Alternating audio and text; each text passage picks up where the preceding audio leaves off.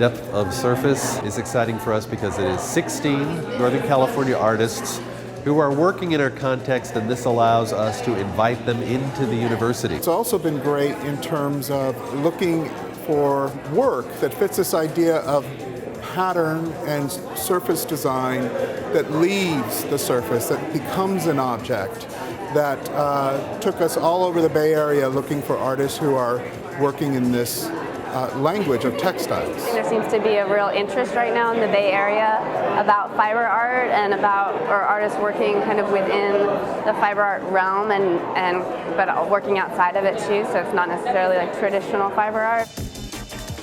This is a kind of a transcription of a quote. Walter Benjamin is talking about storytelling and how because there's no more community gathering around things like weaving and spinning, that the actual act of storytelling is disappearing. In this piece, it's actually sort of all about the birth of my daughter. I sort of exploring the curiosity of what our relationship is going to be. It's really nice to see the show in its entirety. The way sort of ideas and thoughts and sort of thematic courses are bouncing around the room is really excellent.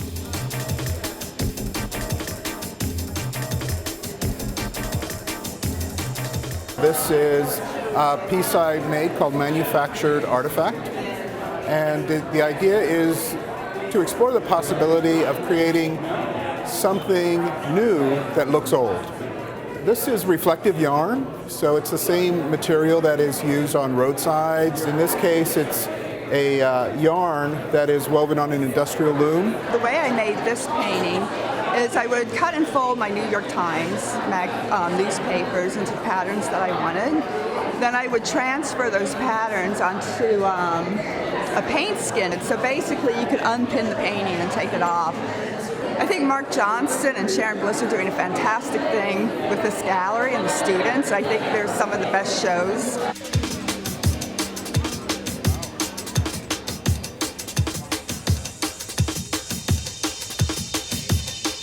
I'm part of the exhibition design class here in the Fine Arts Department, which essentially runs the Fine Arts Gallery on campus. I say for this piece, Munglar Lam wanted some spots more dramatically lit than others, as opposed to the piece behind me, Ali Naschke-Messing, who wanted very even lighting. So it varied from artist to artist. I think the only thing I knew about lighting before was like wattages and temperatures. But there's a lot to making a 3D piece pop out and giving it life. Basically the tears, even though they're filled with the alphabet, they make no words, and the piece itself is very aware of the loss to my audiences. They have no idea what the tears say, and that's one of the first questions that I'm asked is that, what do they say? And the fact is that they say nothing. And a lot of times I feel like, having been here so long as an immigrant, I've lost both languages. I can't really communicate with either. And I guess my language is the visual language that I use. My work is 741976 Interstellar, and basically those numbers are a date. It's July 4th, 1976. We used to have these 4th of July parades, and so I wanted to create a piece that was really like about childhood for me, and kind of, you know, looking up in the sun and looking at the grass and stuff like that. This project is called Vision of New Fields. I became really fascinated with early childhood learning toys. It's kind of great to be back here at State with this project because I recently got my MFA here. It really changed the way I work in that I became really interested in this process of creating patterns. These two are part of a series of hand-woven, hand-dyed tweeds that are based on Scottish estate tweeds. This piece is interior decorator, and this one is hairdresser.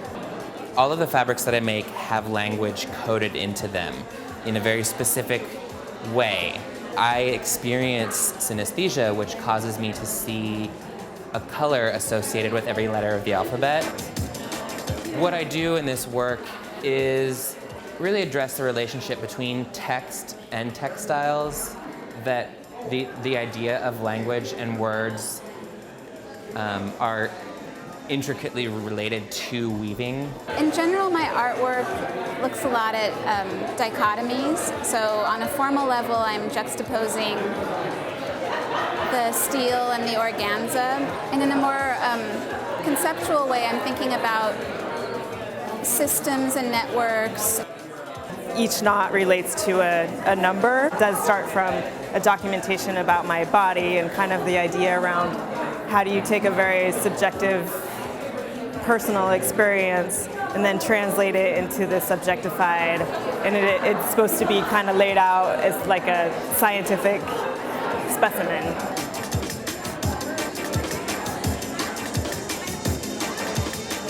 It gives you a whole perspective, just the process, working in a gallery, things to, like, just everything that it takes to get here. You see just how rewarding it is, like, on everyone's behalf.